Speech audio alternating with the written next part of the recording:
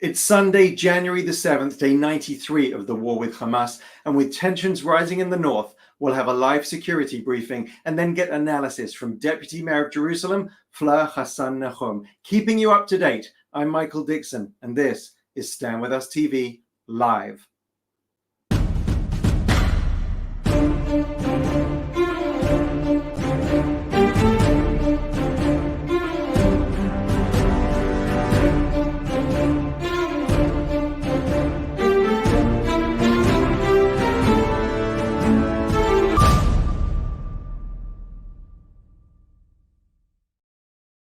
Shalom, we're live from Israel and we're back after a New Year's break. And the date today, January the 7th, 3 months to the day since the worst massacre of Jews since the Holocaust. And in many ways, time has stood still since then. It's January the 7th, but it's still October the 7th. The toughest 3 months in recent memory for anyone who cares about Israel, and for no one more so than those who lost loved ones on October the 7th, or whose family and friends are still held hostage in Gaza without a single Red Cross visit. Their faces are on streets, town squares, and on public buildings across Israel. They are everywhere. And of course, we bow our heads to those IDF heroes who've fallen in battle defending the freedom of all citizens of the Jewish state.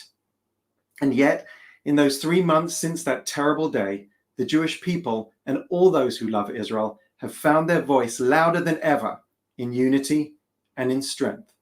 So yes, it's January the 7th, and yes, it's October the 7th, and yes, things will never be the same again, but we will rebuild our communities stronger than ever, cherish our values, and bring pride to our people now more than ever.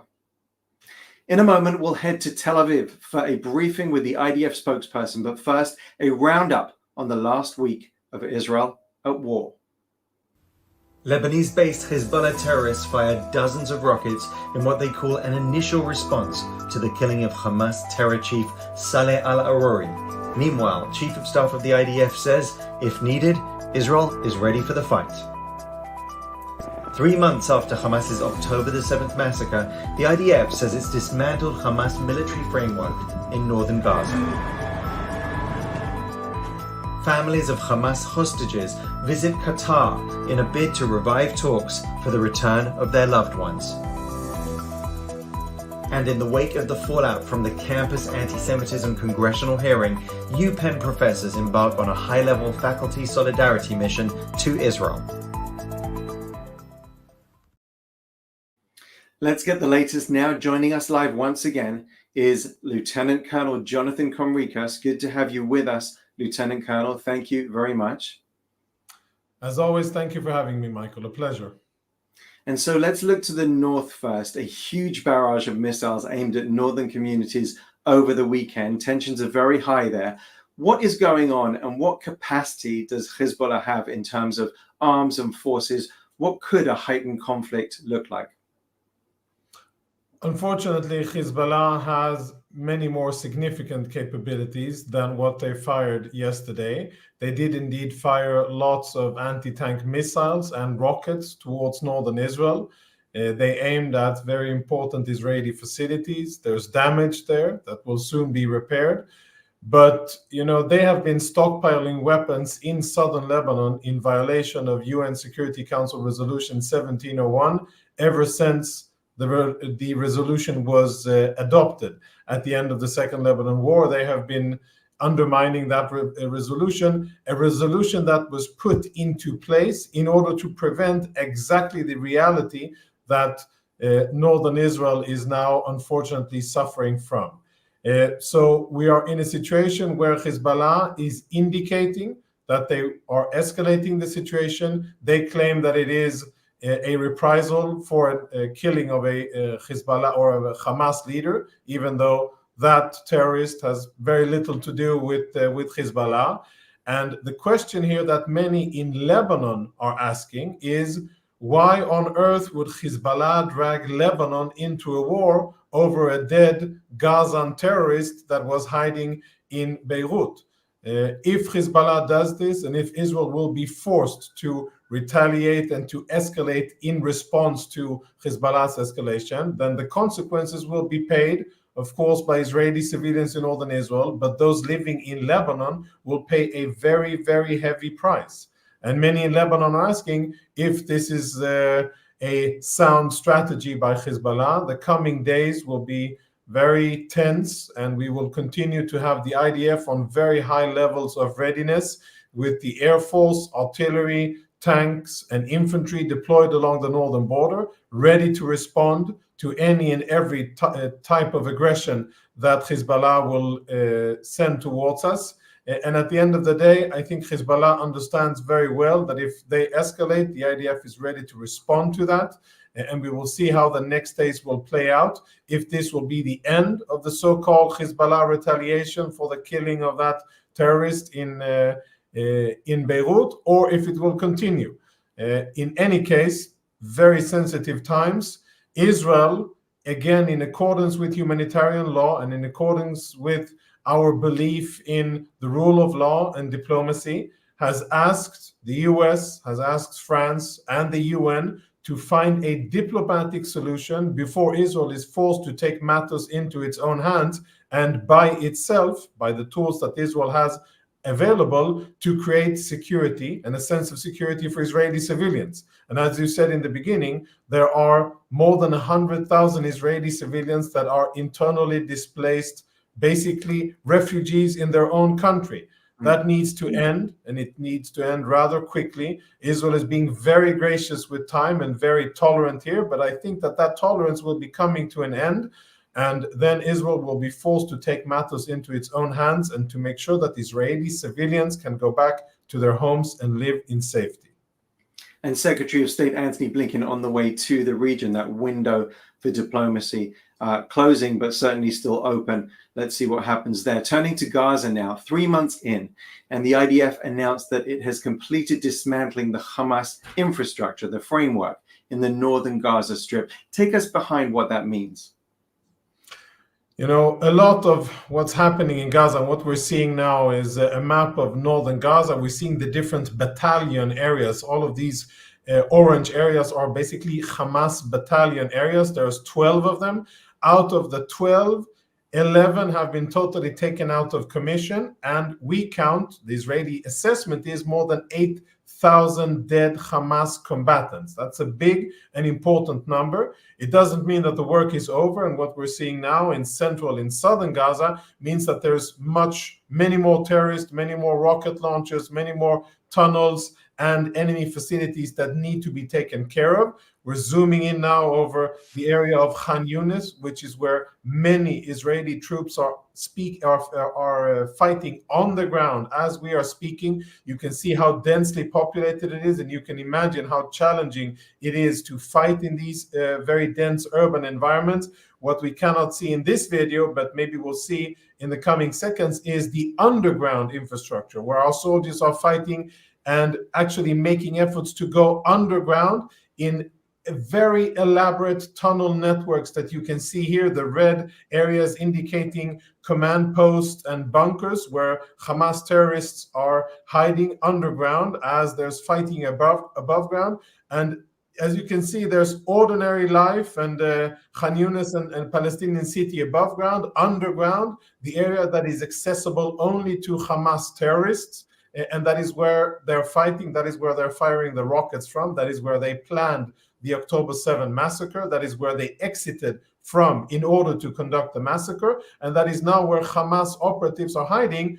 They're not letting any civilians in. And all of the Gazan civilians are stuck outside facing the consequences of Hamas's actions. And Hamas are hiding underneath these civilians.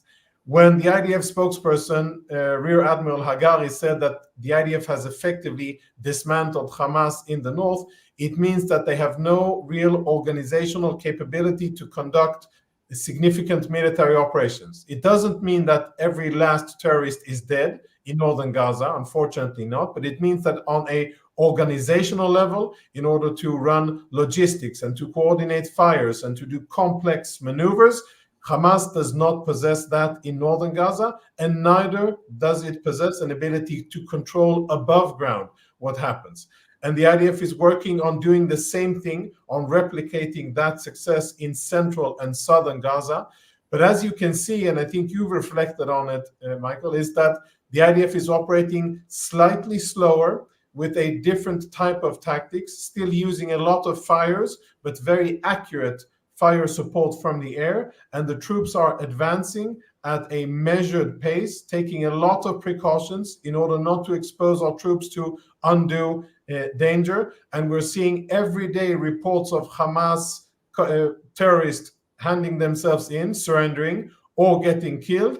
And every day Israeli troops are discovering more tunnels, more weapons hideouts, more places where Hamas manufactured weapons, and basically peeling away layer after layer of Hamas military infrastructure. We're in for a long battle, and it will much more time for IDF troops to complete the mission, but the progress is being made. And I think that a lot of praise and a lot of good words are due for how the IDF is waging battle in this very densely populated urban terrain against a ruthless enemy that uses civilians as their human shields. Yet now we're not hearing about civilian casualties so much because the IDF is taking tremendous efforts in order to minimize those numbers. So a complex situation, but the IDF is making very good advances still. And Hamas leader Yahya Sinwar hiding in Khan Yunis, we think, presumably surrounded by human shields. And Hamas has lost a lot of leaders, including, of course, Saleh al-Awari in Beirut this week, but many in Gaza too, including the commanders responsible for the invasion of the massacre at Kibbutz Be'eri. They were killed this week. How does it help the IDF war effort to eliminate these leaders? That's under the category of command and control. Any military, even a terrorist entity like Hamas, they rely on a chain of command and command and control. Without commanders, soldiers essentially won't know what to do and when, and it's very difficult to run military operations. And as you can see, the IDF has taken out, killed in intelligence-driven operations. Some of the intelligence has been generated by human intelligence that was extracted from Hamas operatives that were taken captive. They revealed intelligence, and that then allowed the IDF, together with the Shabak and the Israeli Air Force, to target specific locations where senior Hamas military commanders were. And the story of the Jabalia battalion that we just showed, based on IDF intelligence, is a similar story to many other Hamas battalions in northern Gaza. It's basically a systematic attack at the entire chain of command, from the battalion to the company and even lower than that. And it's an example of how the IDF operates. And the intention is to continue and to replicate that matter or that system of operations, where there's a lot of intelligence from different sources, from the air and from signals and from human sources, and then IDF troops on the ground that are maneuvering, creating friction with the enemy, and then using fires from the air and other areas in order to take enemy combatants out, sometimes bomb the tunnels and sometimes strike them in other locations where they think that they are safe. This will continue as long as Hamas is fighting, and the IDF will continue to target military leadership, the most senior ones, like Yahya Sinwar, like Mohammed Dev, inside Gaza, and many of the senior terrorists that are hiding outside of Gaza, like Saleh al-Awari, and many others that are hiding in very comfortable, luxurious places around the Middle East. Their time is on a clock, and I don't think that they have much time left. And the IDF and other security organizations will continue in the systematic effort to get at them. It is part of the entire strategy of applying pressure to all of Hamas's military capabilities, the civilian leadership, the military leadership, the logistics, the money, the infrastructure, the smuggling. It is all constantly attacked by the IDF, and we're seeing good results this week. And I hope that the IDF will continue with these efforts inside Gaza and outside of it. Over the 7th, and we've been speaking on these briefings week in, week out. So looking back, what has been your overall impression of media coverage of the conflict? Yeah, that's a big question. And in short, I will say that I think that it started out with genuine human support and lots of interest in the tremendous catastrophe that was forced upon Israel. And I saw a lot of fair and good media coverage of the situation that the Israelis found themselves in. And I think that was reflected in the beginning with a lot of media coverage that really told the very sad, extremely sad human stories that Israelis have endured now for almost 100 days. However, today, and by the way, I tweeted on the 7th of October, and for those who don't believe me, scroll back on my feed and find it. Even before I got into uniform, I tweeted, remember how this started. It started with a Hamas attack, which was guided and provided by the Iranians. And remember how it started. And as the time will unfold, the focus will be on Gaza and the story will be on the so-called humanitarian suffering in Gaza. That is unfortunately what I find to be true now, and where I see that most media outlets have strayed away from why we're all in this situation, who brought this suffering to the region, to Israelis and to Palestinians, what was the reason for it, and instead focusing on what's happening now and on many stories happening inside Gaza.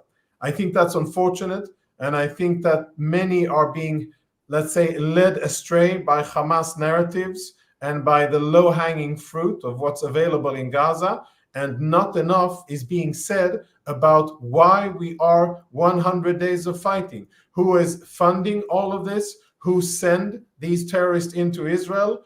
Who enjoys it? And who continues to escalate tensions in the region? The answers to all of those questions are first and foremost not Israel. The first questions can be answered by Hamas, and the second are answered by Iran.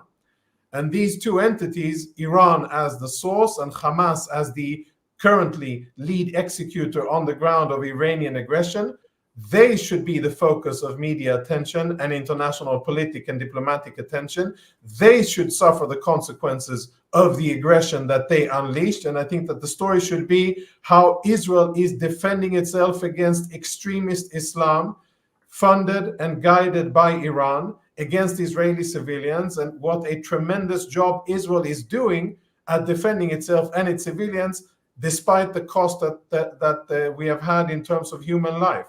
That, in my mind, should be the focus. Sadly, many media organizations are going for the easy story, relying on shady information coming out of Gaza and telling stories that, frankly, I think have been recycled one too many times. And I think that serious media organizations should be held to the standard of, okay, let's look at what's really going on in the region, talk about the Iranian activities on the high seas against international trade, and talk about how they are firing at American troops, and talk about their general destabilization of the area. That is really what is happening. All of the other things are basically the trees in the forest. Hamas and Hezbollah are the trees in the Iranian forest, and the Iranian forest is what needs to be spoken about. Absolutely. And even more important that we've been able to have these conversations over the last 3 months and allow our audience to see into what the actual facts are. Before I let you go, there are so many heroes to pay tribute to right now, but I'll single out one hero. It's a hero on 4 legs, and that's this dog, Stitch. Stitch has located over 140 charges and explosives and neutralized over 20 terrorists, and in the process may have saved many, many lives. So we pay tribute to him as we do to everyone fighting right now. Thank you so much for being with us week in, week out. Lieutenant Colonel Conricus, we appreciate it very, very much. Thank you very much. And if you enjoy our live shows and want to be kept up to speed with all that's happening in Israel, be sure to click on the subscribe button on YouTube, and you can keep our work going strong by donating at standwithus.com/donate. Thank you very much. This week, I went back to the sites of the October the 7th massacre in southern Israel. You can see video from that visit on Stand With Us social media. And at the site of the Nova Music Festival, a memorial has been set up. Take a look.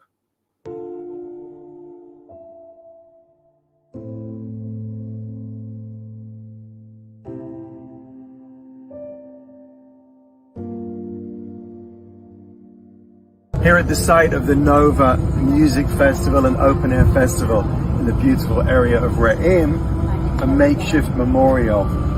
People from all over the world have already visited to pay tribute to the predominantly young people that perished on that day. Hamas terrorists infiltrated, they paraglided in, they came in through different methods, and they burnt, beat, and massacred people, predominantly young people. 364 people were killed on that day.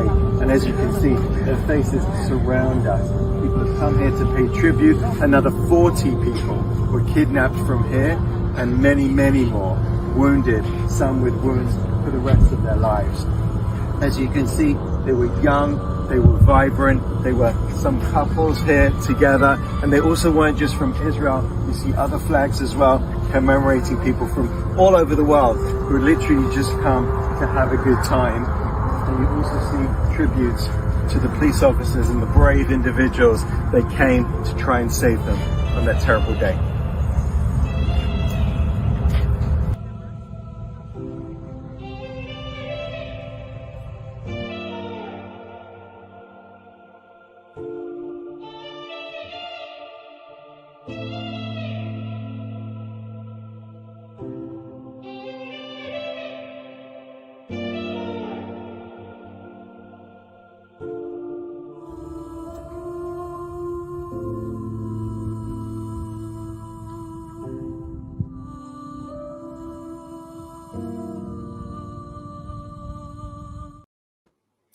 And as many of the Nova survivors have said, we will keep dancing. Now, our next guest has been prolific on media around the world during the conflict and has won widespread respect for her thoughtful, clear analysis of the battle against Hamas. She's Deputy Mayor of Jerusalem and Israel's Special Envoy for Innovation, Fleur Hassan Nahoum.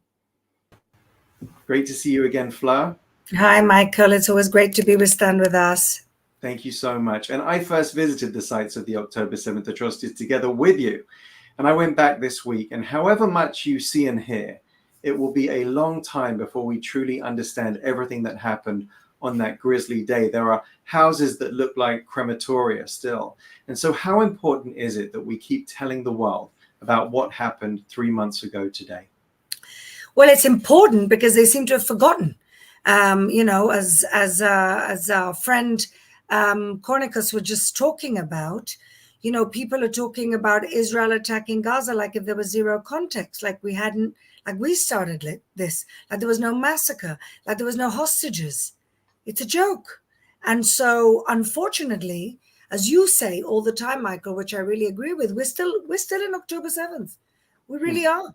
And the question really is, how do we make the world understand that we're still in October 7th, that all of this is a result of October 7th and nothing else, that nothing can justify the barbaric acts that happened to us on that day, and that we're fighting a defensive war to an existential threat. And so, this is what we're trying to do. And of course, Stand With Us does a fantastic job, and I'm happy to contribute what I can as well. Well, of course, and a threat, of course, that they have promised to do again and again, and not that they will be allowed to. And you, of course, have spent time during this period traveling to the United States, elsewhere around the world. What do you make of this rise in anti-Semitism that we've seen since October the 7th? And tell us a bit about your travels. Yeah, so I've been to the United States twice. I've been to London twice. I'm actually traveling to Madrid next week. And essentially, I really feel that the anti-Semitism that we're seeing was there all along. It was just kind of on a low boil. And the people that are coming out are people who are anti-Semitic all along. But they duped the world into thinking that somehow anti-Zionism and anti-Semitism are two different animals. But we always knew that that wasn't the case, because anybody who's against the self-determination of the Jewish people in their ancestral homeland is the only people who don't deserve self-determination, obviously anti-Semites.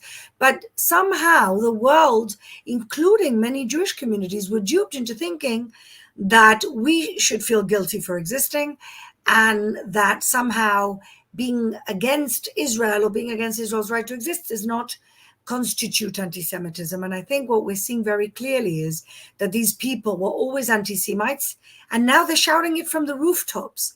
So in a way, in a kind of sick way, at least we've smoked them out. That's how I see things. At least we know who's who. At least we know who the enemy is. And I think our eyes are wide open to the real threat, which is the delegitimization of the Jewish people as well as the state of Israel. Yeah, and I think a lot of people have had the blinkers taken off. They see that now. As you say, many of us saw that before.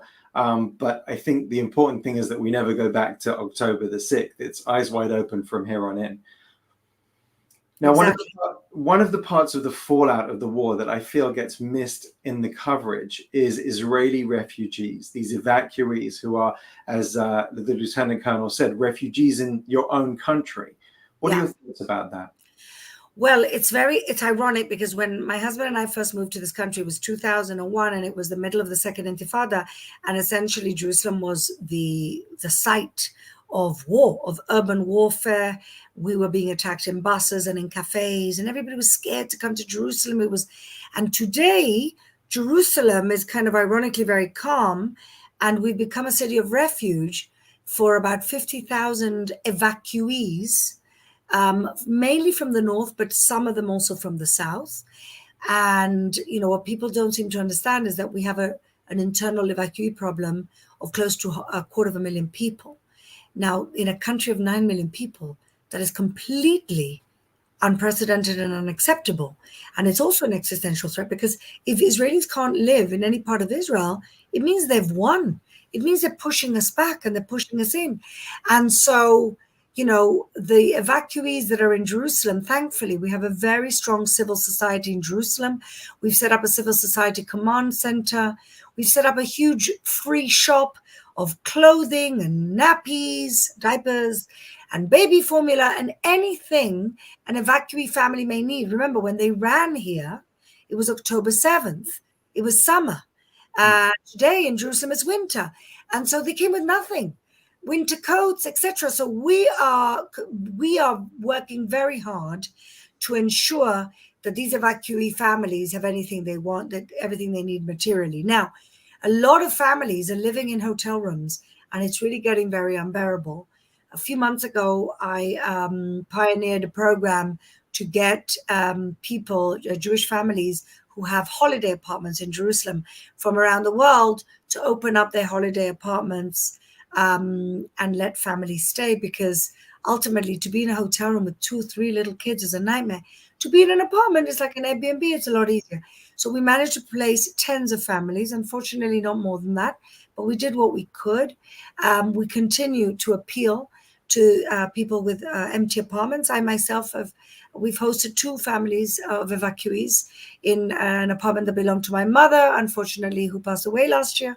And so, everybody is doing their best. And that's the beauty of Israeli society.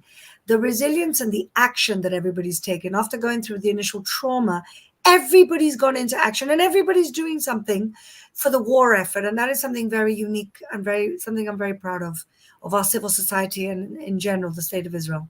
Yeah, it's been incredible to see. And you are, of course, the Deputy Mayor of Jerusalem. I've worked in Jerusalem for most of the last 2 decades. The capital has undergone significant changes, and change for the better. What should people know about Jerusalem in general that they may not be aware of?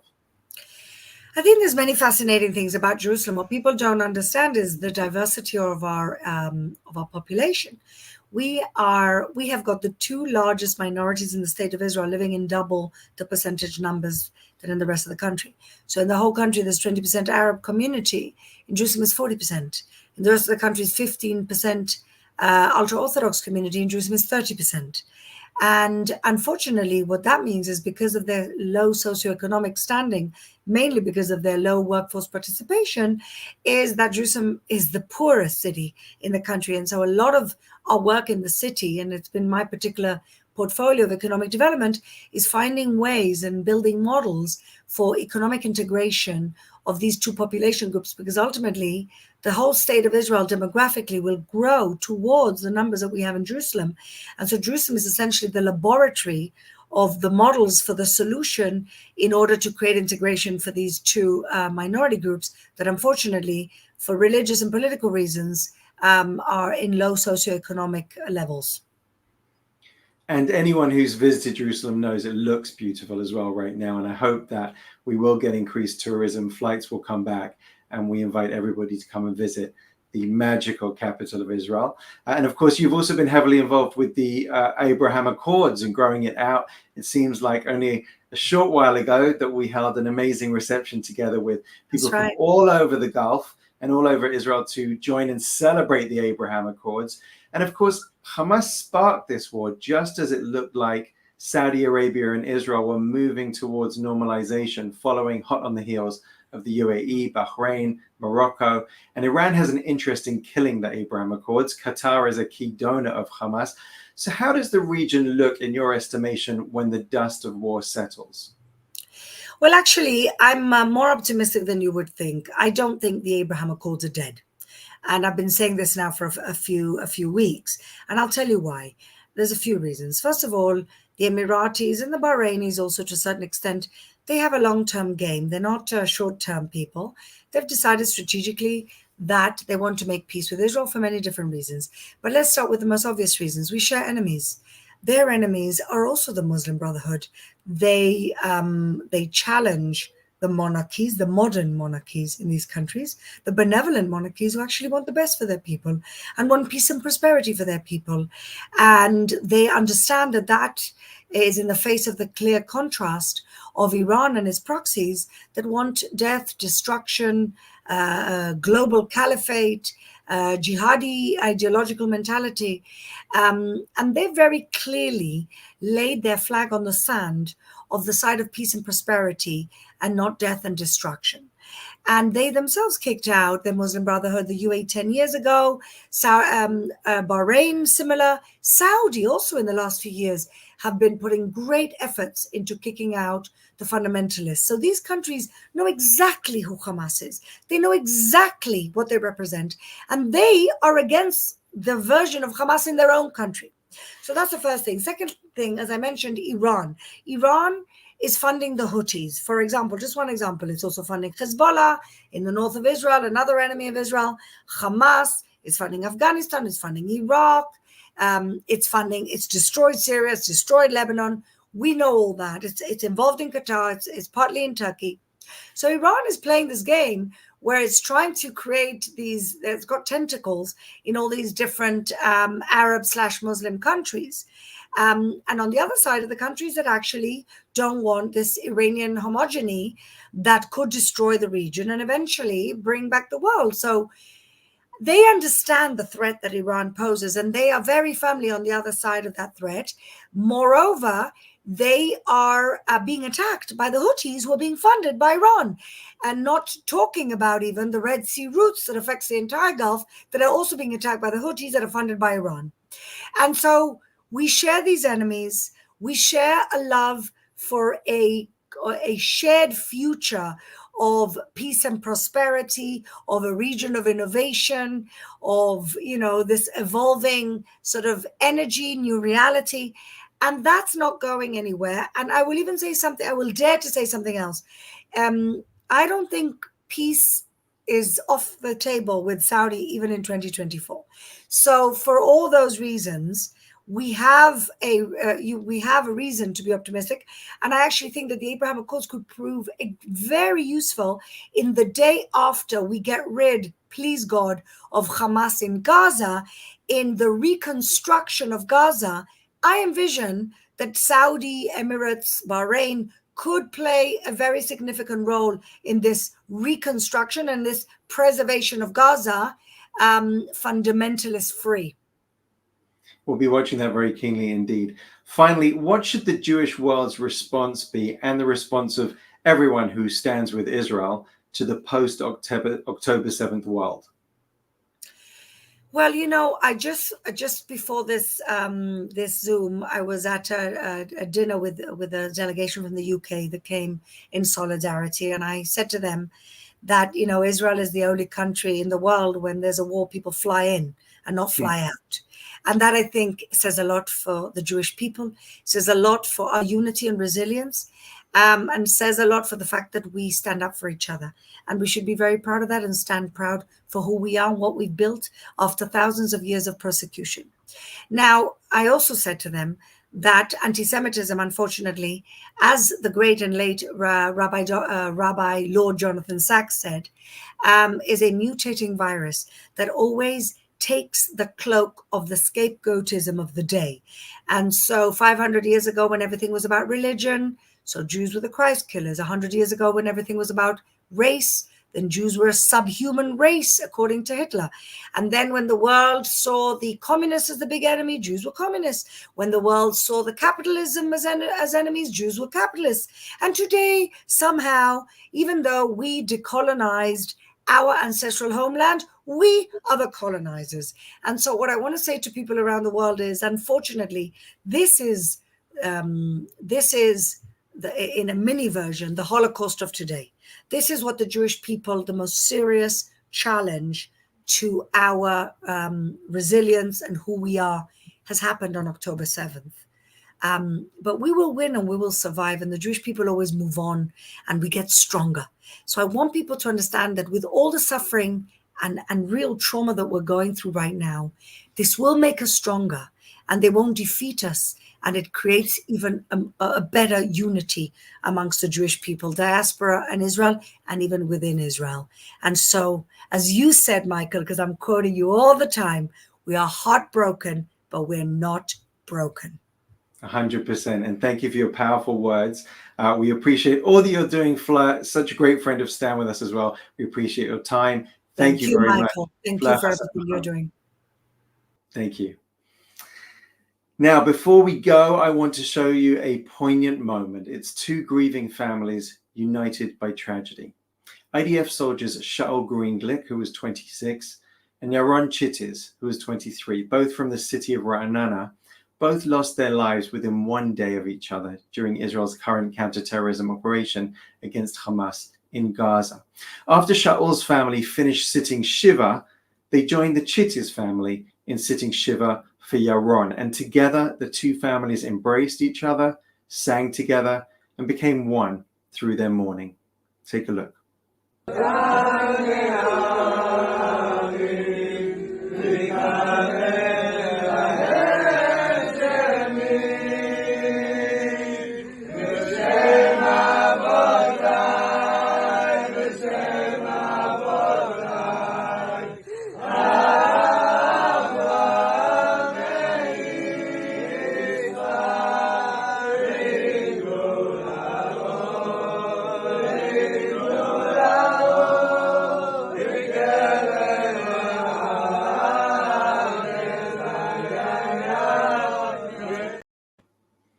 Israeli resilience embodied. From the pain of tremendous loss, love and solidarity emerge. Yaron and Shaul, we will remember you forever.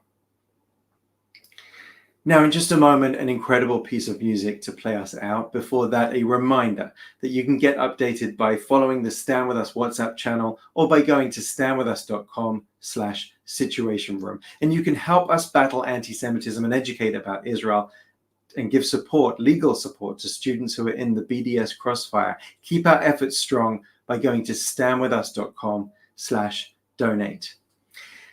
Now, let's watch as 1,000 Israeli musicians unite through a powerful song titled Home, delivering a resounding message to the global community that every single last hostage being held in Hamas captivity in Gaza must be returned home.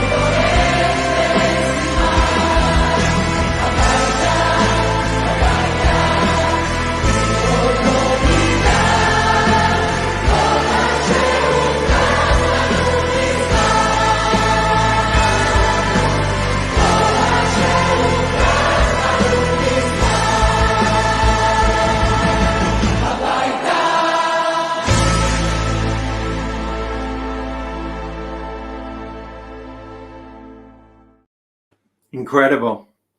Joining us next week, former Israeli ambassador to the UK and UN and current ambassador of Germany, Ron Prosor. And we'll meet Jared Armstrong, an American-Israeli Black Jew playing in the Israeli Basketball League, who was in Israel's south on the day of October the 7th. So join us then. Keep following Stand With Us social media for updates, and you can start by sharing this briefing with your networks. We're sending love to the Israeli troops and to our brothers and sisters and allies worldwide, and our prayers for every single hostage to be back home with their families soon. Thanks for watching. Yisrael Chai.